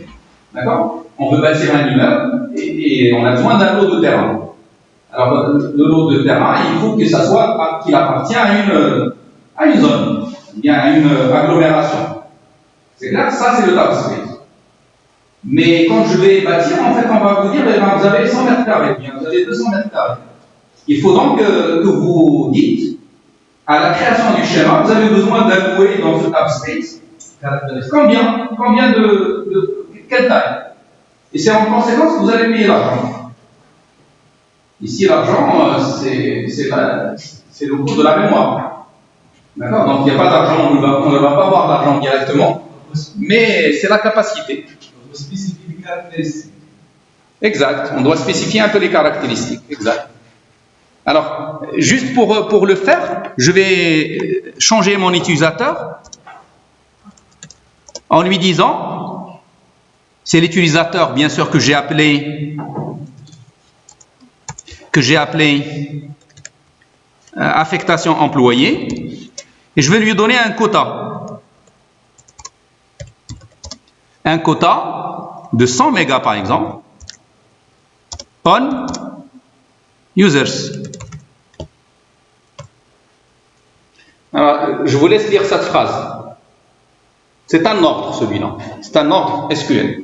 Alter user pour aller affecter un espace dans l'agglomération, bien dans le disponible qui s'appelle users.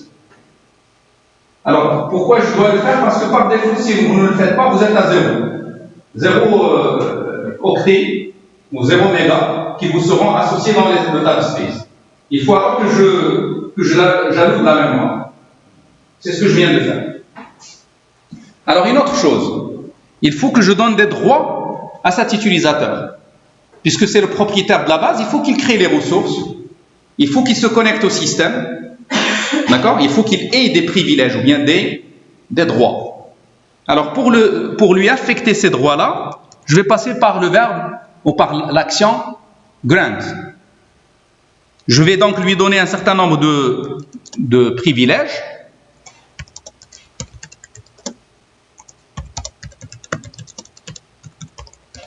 Je ne vous demande pas de comprendre ça, en fait, initialement, mais on pourrait toujours voir sa logique. Tout, c'est... Alors, en regardant cette phrase, qu'est-ce que ça fait? Ça donne droit à l'utilisateur de se connecter au serveur, c'est connecté. Ça donne droit à l'utilisateur de créer des ressources, des tables, des index, etc. Ces ressources, et ça donne aussi à l'utilisateur le droit de créer une session. Donc, c'est le minimum, si on veut créer un owner ou un propriétaire, c'est les droits minimums qu'il faut donner à cet utilisateur. C'est pourquoi donc je suis censé le faire pour aller créer les ressources. D'accord? D'abord, pour créer des ressources, il faut que je me connecte, il faut que je crée une session de travail, il faut que je commence à créer des ressources.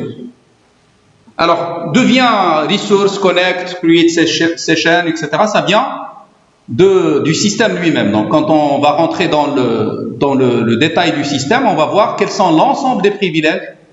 C'est plusieurs dizaines. Donc, on ne pourrait pas les retenir tous, mais avec des références, avec des documentations, on est capable de savoir l'ensemble des privilèges. Alors, maintenant, à partir de cet endroit, je peux connecter mon utilisateur. Cet utilisateur que je viens de créer, je peux bien demander maintenant de le connecter. Regardez, je vais le faire par connect, C, affectation employé, et je donne son mot de passe, qui est affectation employé. Alors, cette phrase va permettre de connecter notre utilisateur. Ça marche? Alors, je pourrais donc le vérifier en mettant show user. Show user est une autre commande qui va me dire quel est l'utilisateur qui est en cours de connexion. Ça marche? Alors, voilà. Donc, ça, c'est un premier script. C'est un script qui permet de faire quoi? Qui permet de créer un nouveau schéma, un nouveau utilisateur, de lui donner des droits, de lui donner un quota au niveau du tab space, et puis de le connecter. Alors, regardez, je vais sauvegarder. Je l'ai fait par CTRL S. Je pourrais fermer donc mon éditeur. Et si par exemple je mets ici host, c'est une commande qui va me permettre de revenir à l'invite de commande du système d'exploitation, du système Windows. Regardez, je bascule vers l'invite de Windows. Si je mets exit, je reviens à SQL. Donc je pourrais basculer entre les deux systèmes. Regardez, je reviens, ce host, je suis maintenant en train de communiquer avec Windows. Alors je pourrais lui dire par exemple, dites-moi quels sont les fichiers qu'on a actuellement dans mon dossier de travail. Ben, je vois bien qu'il y a le fichier batch.sql. Alors je pourrais par exemple lui demander de dire plus de détails sur le fichier. Par exemple, je pourrais voir batch1.sql. Regardez là, ça affiche ce que contient le système. Donc je pourrais avoir de l'information globale sur le fichier. Je pourrais voir le détail du fichier en termes de contenu. Ce sont les actions qu'on a écrites tout à l'heure. Alors je vais mettre un exit. Je reviens maintenant à mon système Oracle. Et je vais maintenant soumettre à l'exécution mon système. Alors, avant de le faire, je vais juste mettre show user. Qu'est-ce que ça doit me donner là? Actuellement, Tout à l'heure, quand je me suis connecté en tant que 6. Regardez, il me le confirme. Il me dit, vous êtes l'utilisateur système. D'accord? Alors maintenant, si j'exécute mon script, pour l'exécuter, il suffit juste de mettre le nom précédé par arrobase. Je vais mettre batch 1. Regardez, j'exécute. Voilà, qu'est-ce qu'il me dit? Il me dit utilisateur créé, utilisateur modifié, ça c'est alter user, autorisation et privilèges acceptés. Et regardez maintenant, il me connecte, il me dit vous êtes l'utilisateur C affectation employé. Alors, tout est prêt maintenant pour commencer à travailler. C'est comme si je suis rentré dans ce domaine. D'accord? Je suis maintenant là, à l'intérieur de mon schéma. Donc, je peux commencer à créer mes ressources. Alors, c'est ce que je vais faire, mais cette fois-ci, je vais encore créer un autre script, un autre batch. Je vais mettre donc edit batch 2.sql. Voilà, je reviens sur un autre fichier et je vais donc mettre les différents scripts. Alors, je ne vais pas créer le tout, donc sinon, on va faire une chose. Je vais basculer entre cet outil-là, d'accord? Parce que dans cet outil, on a tout le script pour permettre d'écrire. Regardez, par exemple, si je viens là, et je vais dire, donnez-moi l'aperçu, je trouve qu'il a déjà créé un script qui permet de créer notre table. C'est ce script-là. Je ne veux pas s'arrêter sur le détail du script, mais je veux s'arrêter sur l'idée de l'étape, l'idée de l'implémentation. Donc l'implémentation, initialement, ça commence par la création du schéma, par lui affecter les droits nécessaires, et puis par maintenant la soumission des ordres. Alors je vais copier, et je vais le mettre là. Et regardez, celui-là aussi, il le reconnaît. Il reconnaît un peu les mots-clés, etc. Je vais faire de même pour les autres entités. Je vais aller vers tout ce qui est avec cette couleur. Juste un petit détail. Normalement, il faut toujours créer les pairs avant les fils. D'accord? La logique de création, il faut créer un père avant ses fils, ce qui est tout à fait normal. Donc, par exemple, pour l'employé, il est fils de 2 tables. Il est fils du niveau, et il est aussi fils de la fonction. D'accord? Cette flèche, il vient de là. Donc, il a 2 paires, donc il faut que je crée la fonction et le niveau bien avant l'employé. Alors, regardez, je vais le faire, mais la fonction elle-même, il est fille de la branche. Donc, c'est un peu hiérarchique. Donc, normalement, l'ordre, c'est de commencer par la branche. Je vais mettre aperçu. Je sélectionne uniquement l'ordre de création, comme ça, et je vais le mettre là. Je le mets bien avant. Alors ensuite, je vais aller vers la fonction, aperçu, et je vais le mettre.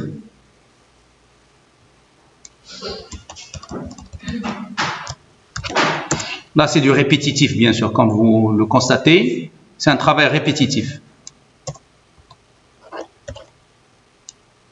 Alors, fonction, branche. Non. La fonction, c'est après. En tout cas, en fait, comme je suis en train de créer maintenant, je ne crée pas les relations, elles ne sont pas créées.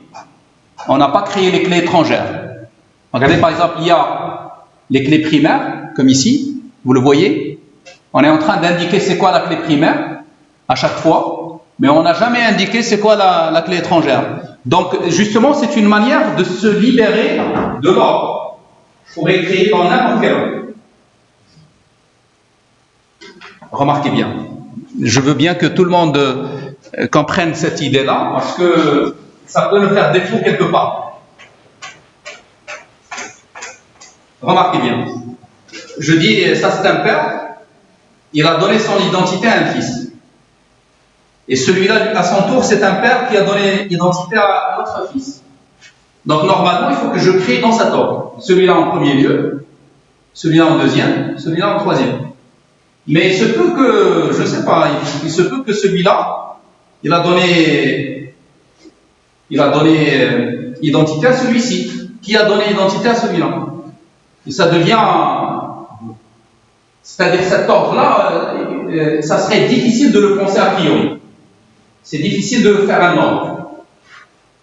Je ne parle pas bien sûr des relations père-fils humaines. C'est des relations père-fils entre des entités appartenant à un monde réel donné. Et par conséquent, donc, ce qu'on va faire pour se libérer, en fait, on ne fait pas ces liens. Parce que les liens sont des contraintes. On ne fait pas les contraintes de liaison. Donc, comme ça, on se libère, on crée dans l'ordre qu'on veut. N'importe quel ordre.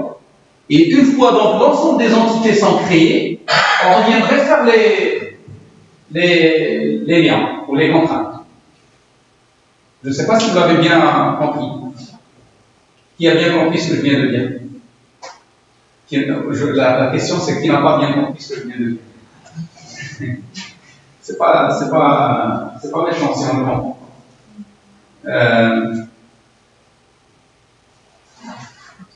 C'est une notion que vous devez voir aussi au niveau de la programmation. Quand vous faites des fonctions, lorsque vous avez une fonction qui fait appel à un ordre, dans quel ordre vous devez créer? Si vous avez une fonction f qui fait appel à une fonction g, il faut créer un g ensuite f. C'est tout à fait normal. Et si vous avez un lien cyclique, ça veut dire si g appelle aussi f, vous créez dans quel ordre? Est-ce que vous pouvez avoir cette situation? Une fonction f qui appelle g, et g aussi il appelle f. C'est ce qu'on appelle des liens cycliques. Ben, on pourrait avoir. Dans ce cas-là, comment est-ce qu'on va s'en sortir? Je connais un peu la réponse.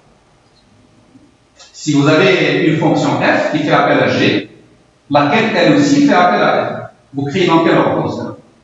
Relation bidirectionnelle. C'est cyclique, on va dire. C'est une boucle bidirectionnelle. C'est une boucle. Attention, il faut d'abord, le premier souci, c'est de ne pas faire une boucle infinie. Ne pas faire une boucle infinie. C'est pourquoi les appels doivent être conditionnels à l'intérieur. Il faut qu'il y ait des appels conditionnels. Mais, du point de vue syntaxique, on a déjà dit que le compilateur, pour compiler, il faut qu'il trouve la fonction appelée avant la fonction appelant.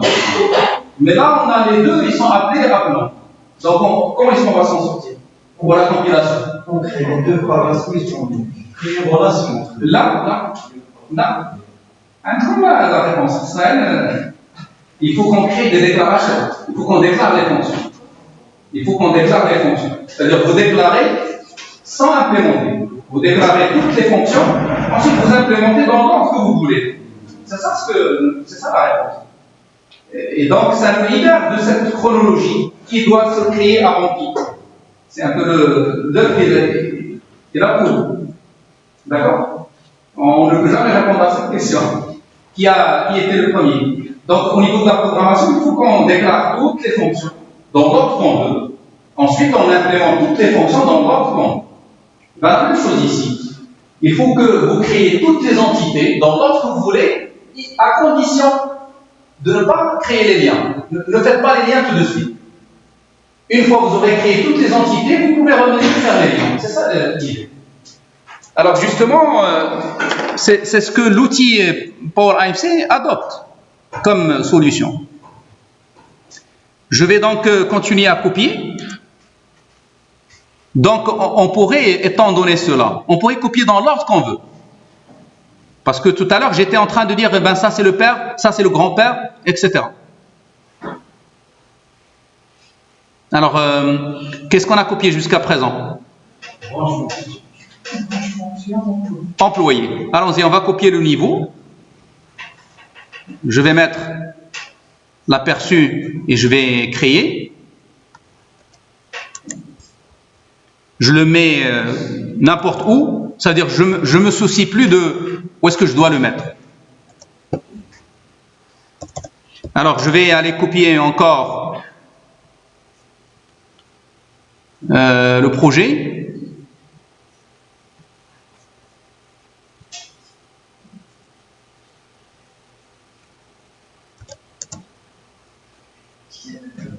Voilà, je le place.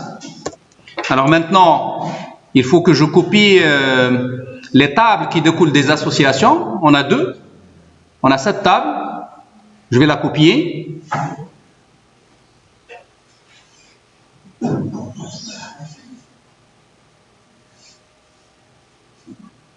Voilà.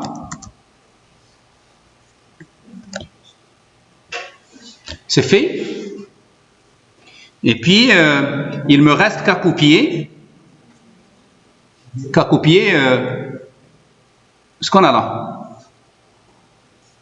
C'est-à-dire la dernière table qui découle de l'association d'exigences.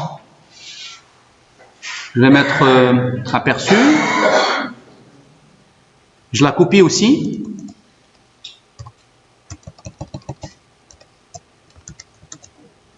Ça, c'est suffisant pour créer toutes les tables, mais pas les liens entre les tables. Nulle part on a créé de lien. Regardez, je vais réduire le zoom et je vous montre une lecture progressive, juste pour rentrer un petit peu dans le détail de la création.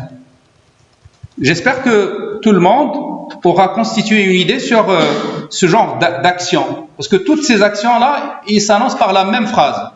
Create table. Ça se répète un certain nombre de fois, pour la fonction, pour la branche, etc.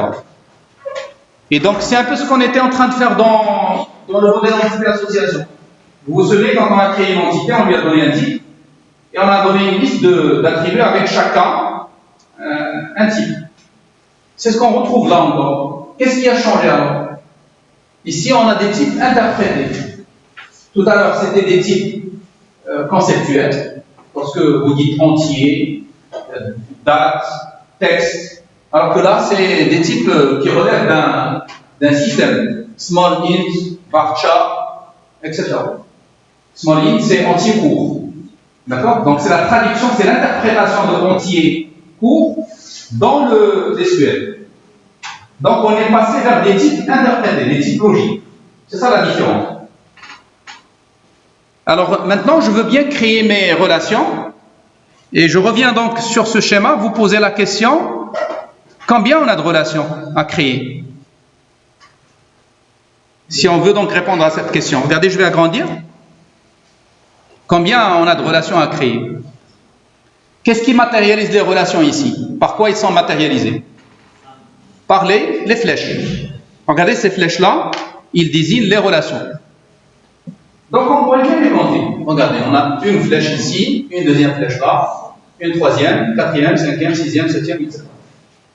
Alors, le total, je ne sais pas combien. 8. On a 8 relations à créer. Alors, regardez, je vais créer par exemple la relation entre employé et le niveau. Cette relation-là. Je veux bien la créer. Alors, remarquez bien, s'il vous plaît. Où est-ce que je dois la créer? Regardez, je dois la créer dans cette table, dans le fils. Parce que c'est le fils qui a besoin, du père. L'inverse n'est pas vrai. Donc j'ai besoin de définir cette relation dans l'employé. Alors, regardez, pour le faire, je vais me mettre complètement à la fin, ici, et je vais écrire un alter table, comme ce que j'ai fait tout à l'heure pour mon utilisateur. Alter user, alter table. Alors, je vais mettre employé, add, je vais ajouter une contrainte, parce qu'une relation est une contrainte. Une relation est une contrainte. Quand on est relié à quelque chose, on commence à en dépendre. D'accord? Donc c'est une contrainte. C'est pourquoi il est annoncé ici par constraint. Alors, je donne un nom à la contrainte, je vais l'appeler par FK, parce que je veux faire entre le niveau et l'employé, donc j'appelle FK niveau, employé. Je prends la concaténation des noms des deux tables reliées. D'accord? Quand on veut faire une relation, comme ça on nomme. Alors, c'est pour faire ce qu'on appelle une clé étrangère. Donc, je l'annonce par foreign key. Regardez, aussitôt que je termine la phrase ou l'expression, il le met en rouge. Donc, il le reconnaît bien. Je veux créer une clé étrangère sur le champ qui s'appelle... Il s'appelle comment ce champ? Il va falloir que j'aille le voir dans la table employée. Où est-ce qu'elle est cette table déjà? Code niveau, exact. Mais on veut le voir juste dans la table. C'est ici. Regardez, c'est celui-là. Code niveau. Et là, je veux désigner ce champ-là. Donc, il faut que je le désigne par son nom. Il ne faut pas que je fasse une erreur dans le nom. C'est pourquoi je suis venu là pour le copier. Comme ça, on est sûr de ne pas faire d'erreur. Regardez, je vais venir le mettre en bas. Et bien sûr, ce champ-là, si on revient à la flèche de tout à l'heure, la flèche que je vous ai montrée, eh ben, c'est une flèche qui est orientée vers quelle table? Il est de l'employé vers le niveau. Donc, je dirais, pour faire une référence à la table niveau, plus exactement au code niveau. Comme ça, on écrit une relation. Comme ça, on formule une relation. Regardez, je vais revenir à la ligne pour vous permettre de lire la totalité. C'est de l'SQL, bien sûr. C'est de l'SQL. Ça va faire l'objet d'apprentissage. Pour apprendre à écrire ce code, il faut donc apprendre à le parler. Tout simplement. À l'écrire, à le parler et ensuite à l'écrire. On pourrait toujours commencer à faire tout ça. Moi, je suis en train d'anticiper pour ceux qui n'ont jamais fait ça. Pour ceux qui l'ont déjà fait, ben ça serait juste du déjà vu. Donc, je suis en train de vous donner une idée sur l'implémentation. C'est ça ce qu'on appelle l'implémentation. C'est d'écrire, c'est d'apprendre à écrire des codes comme ça. Des scripts de ce genre. Alors, je vais me contenter uniquement de ce que je viens de faire. D'accord? Maintenant, il va falloir qu'on le soumette. J'écris une seule relation parmi les 8 relations. Ça veut dire que cette phrase, il va falloir que je la répète encore pour les autres relations. Je vais donc sauvegarder. Je reviens exécuter ce code. Alors, je reviens donc à ma console. C'est ici. Et je vais donc mettre, comme tout à l'heure, c'est batch. Batch 2, c'est bien ça? Voilà, c'est fait. Regardez, en fait, là, il me donne un commentaire. J'ai créé la première table, j'ai créé la deuxième, ainsi de suite, les 6 tables ou bien les 7.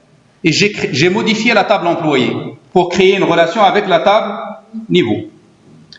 Alors, si je veux faire un petit inventaire maintenant pour dire à Oracle quelles sont les tables, quelles sont la liste des tables que je viens de créer, je vais juste lui faire un select, c'est un autre type d'ordre. C'est ça donc l'opérationnel. Select étoile from cat. Regardez, cat, ça veut dire catalogue. C'est le catalogue des objets qui sont créés dans le schéma. Alors, ça me donne ici la liste des tables de cette manière. Je pourrais lui dire, je veux juste le nom de la table, table née.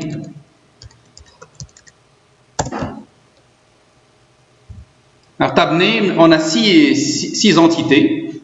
On les voit là. Donc, il y a l'entité fonction, c'est des tables, branche, employé, niveau, projet et exigé. Où est-ce qu'elle est affectée? Je n'ai pas copié l'affectation, je pense. Je pense qu'on n'a pas copié. D'accord, dans le script. C'est pourquoi on n'a pas cette table. En tout cas, on est capable de faire la création et de mettre un peu, de faire la vue globale sur ce schéma. Alors, si par exemple je veux avoir un peu des descriptions, je n'ai qu'à exécuter cette commande, d'écrire pour moi, describe, par exemple la table fonction, ou bien employé. Il va me rappeler un peu qu'est-ce qu'on a fait dans la table employée. Regardez, la table employée, elle est composée d'un matricule qui est not null, qui est de type number, etc. D'accord? Je peux donc, pour chaque objet, je pourrais questionner pour voir les métadonnées sur l'objet, ou pour avoir l'information sur l'objet. Alors, si par exemple je le fais pour le catalogue, describe cat, parce que j'ai fait une sélection sur le catalogue pour avoir la liste des noms de mes objets. Alors regardez, catalogue, il est composé de 2 champs. C'est pas moi qui l'a fait celui-là, c'est des objets système. C'est des objets qui sont créés par Oracle pour stocker les informations sur l'information. Il y a des métadonnées. Remarquez bien, il est composé de 2 champs, tab name, qui est de type varchar longueur 128, tab type varchar longueur 11. Regardez bien quand j'ai fait le select sur cette table. Je reviens à cette commande, celle-là. Regardez bien. Vous voyez qu'il fasse une ligne qui est très grande là. D'accord? Parce qu'il est dimensionné à 128 caractères.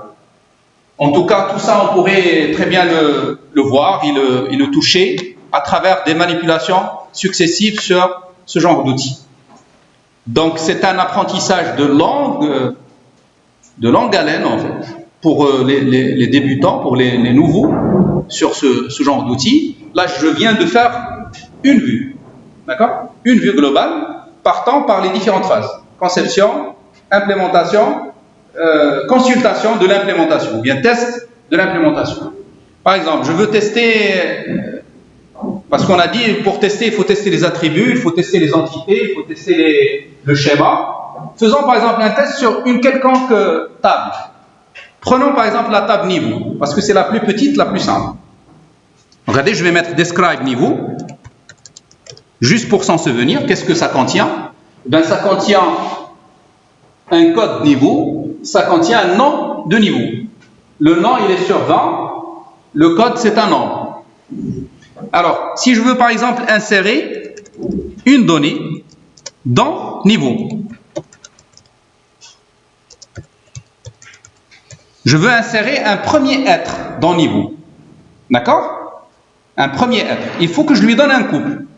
D'accord? Parce que les deux sont obligatoires. Donc, par exemple, si je lui donne juste une seule valeur, tout de suite, je vais avoir une erreur. C'est ça donc le test. Vous voyez, on est en train de tester. Donc là, il me faut 2 valeurs obligatoires. Alors, si je lui donne maintenant 2 valeurs. Alors, le niveau débutant. Ça, c'est le premier niveau. Il me dit, vous avez réussi à créer une ligne. Alors, pardon, si je crée par exemple un niveau, on va dire moyen. Moyenne expérience. D'accord? Première expérience moyenne. Expert, ça veut dire une grande expérience, etc. Alors, si je fais cela, j'ai aussi une erreur. Pourquoi? Parce que je n'ai pas respecté l'intégrité de l'entité. C'est l'identification au niveau de la clé primaire. Donc, je teste que j'ai bien fait une clé primaire correctement. Alors, si je refais avec un deuxième identifiant, là, je l'accepte. Et ainsi de suite. Vous voyez, on est en train de vérifier en faisant quelques tests. Donc, il faut qu'on prépare un jeu de test sur l'ensemble des constituants d'une base de données. Sur la table, sur les attributs, sur les relations entre les attributs, etc. Justement, on a créé une relation entre niveau et employé. D'accord? Et si je veux par exemple faire un employé, alors je vais décrire l'employé d'abord pour s'en souvenir, qu'est-ce qu'on a mis dedans. Voici la table employé, il faut que je donne combien? 1, 2, 3, 4, 5 valeurs. Obligatoires, toutes obligatoires. Donc il faut que je donne un ensemble de 5 valeurs. Les 3 premières sont des entiers et les 2 dernières sont des caractères. Alors, allons-y, je vais le faire. Je vais mettre un insert into en values. Je vais dire l'employé 1, code niveau 5, code fonction 10, le nom, je vais mettre moi, et puis le téléphone.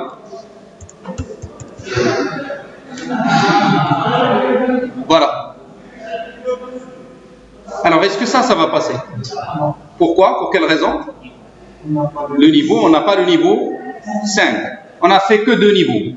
D'accord? Donc ça, c'est un autre problème d'intégrité. C'est une intégrité référentielle. C'est en référence avec la table paire. Il n'y a pas de paire correspondante. Donc si je le valide, bon, il faut que je mette un point virgule. Regardez, il me dit, contrainte d'intégrité, il n'est pas respecté. Il est violé. La contrainte d'intégrité est violée. Donc je refais. Il suffit juste que j'affecte par exemple à 1 par exemple. Et pourquoi pour la fonction il n'a pas testé? Regardez, je vais le valider d'abord en mettant un point virgule à la fin. Ah non. Mettant ici un point virgule. Ben là il le crée. Mais vous savez, je me suis affecté à quelle fonction? À la fonction simple, alors que la table des fonctions, il ne contient rien. Donc, parce qu'on n'a pas de relation entre employé et fonction. Voilà, donc vous voyez, on a touché pratiquement à toute la chaîne. Bien sûr, on l'a fait en 3 heures ou bien en 4 heures. C'est juste pour vous donner un peu une vue sur chaque phase. Maintenant, dans la suite, on va revenir en détail sur chaque. Y a-t-il des questions? Est-ce qu'il y a des questions? Je sais que ça serait du blabla pour ceux qui ont déjà vu ça. D'accord? Et je sais que ça serait trop vite pour ceux qui n'ont jamais vu. Mais je sais qu'on va revenir sur ça. D'accord? Donc c'est pourquoi on a fait cette démarche. Voilà, donc à la prochaine.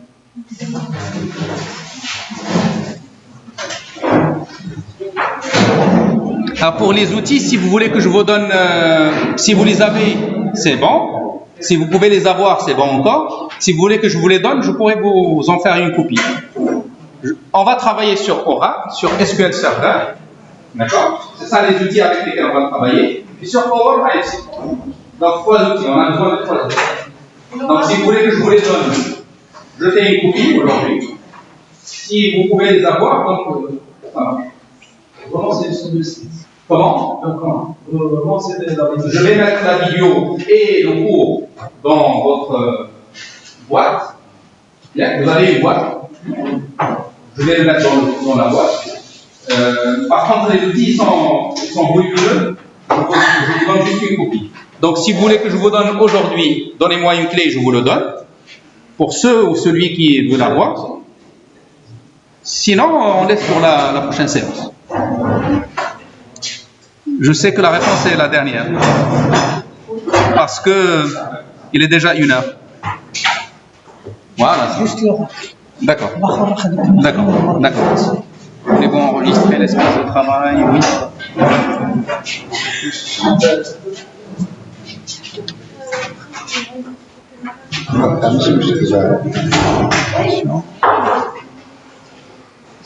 J'enregistre. Oui. Je suis en train d'enregistrer mes modèles pour ne pas les perdre.